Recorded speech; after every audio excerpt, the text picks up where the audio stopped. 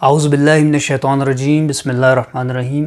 قبر کے عذاب سے بچنے کے اسباب ہماری سیریز چل رہی تھی۔ آج اس کی یہ 19 نشست ہے اور انشاءاللہ 18واں عمل آج آپ سے شیئر کریں گے جو ہمیں قبر کے عذاب سے بچا سکتا ہے۔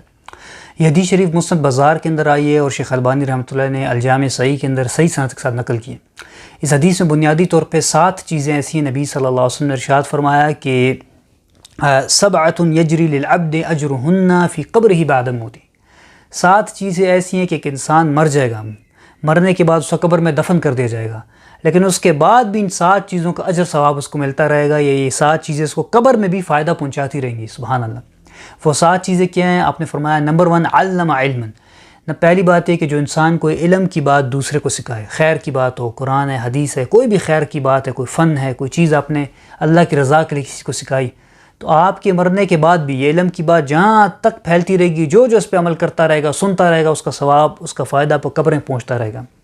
اس کا ایک آسان طریقہ یہ ہے آج کل کہ جو آپ حدیث سنیں، صحیح حدیث آپ کو معلوم ہے، لوگوں کے ساتھ اس کو شیئر کریں، فارورڈ کریں، زیادہ سے زیادہ صدقہ جاریہ کے طور فارورڈ کریں، تو انشاءاللہ یہ چیز قبر میں بھی آپ کو فائدہ پہنچائے گی۔ دوسری بات نبی صلی اللہ علیہ وسلم نے ارشاد فرمائی وَقَرِعَ نَهْرًا،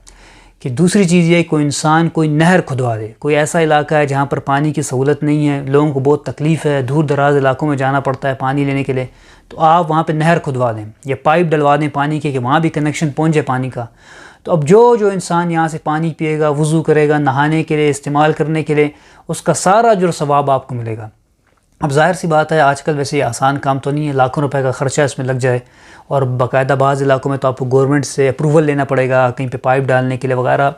تو نبی صلی اللہ علیہ وسلم نے بڑی آسانی کر دی تیسرے عمل کے اندر، اور وہ کیا آپ نے فرمایا کہ اگر نہر نہیں کھدوا سکتا تو اتنا کر لے کہ حفر بئرن، کہ وہ کنواں کھدوا دے۔ کنواں کھدوا دے، یا آپ آج کل لے لیں کہ پانی بور کروا دیں کہیں پر۔ پانی بور نہیں کروا سکتے، اس میں بھی خرچہ آئے گا، 2 لاکھ 1.5 لاکھ سے اوپر ہی لگ جاتا ہے آج کل، تو اتنا کر لیں کم از کم کہ واٹر کولر کا کہیں پر آپ بندوبست کر لیں۔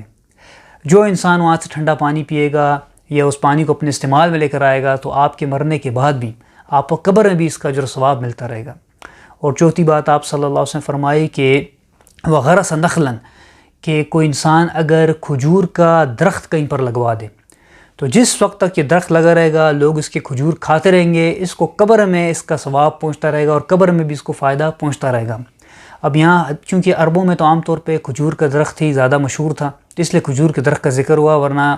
آپ کوئی بھی درخت لگائیں، کوئی بھی پھل والا درخت ہو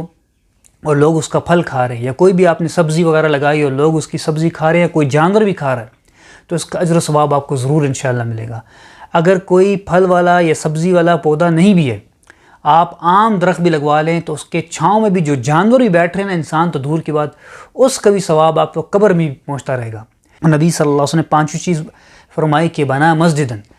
کوئی انسان اگر کوئی مسجد بنا دے،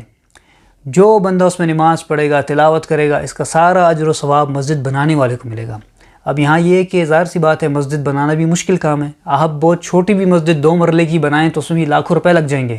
تو نبی صلی اللہ علیہ وسلم نے بڑی آسانی فرما دی۔ ابن ماجہ اور ابن خزیمہ کی حدیث میں آتا ہے مسجد کے حوالے سے کہ جس انسان نے اللہ کی رضا کوئی مسجد بنائی کا مفحص قطاط،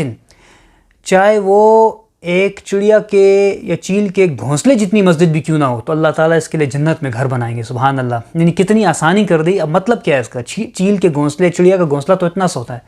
مطلب یہ کہ اگر آپ مسجد نہیں بنا سکتے نا، تو کم از کم مسجد کے لیے صفے خرید لیں جس پہ لوگ نمازیں پڑھتے ہیں، وہ صفے تو آپ خرید سکتے ہیں نا، یا آپ مسجد میں کہیں چھت نہیں ہے تو فائبر یا ٹین کی چھت لگوا دیں، پنکھے نہیں ہیں تو پنکھوں کا بندوبست کر لیں۔ انشاءاللہ اللہ سے پوری امید ہے کہ اس کا بھی اجر ثواب آپ کو قبر میں ملتا رہے گا۔ اور آپ نے اگلی چیز ارشاد فرمائی وَوَرَّثَ مُصْحَفًا،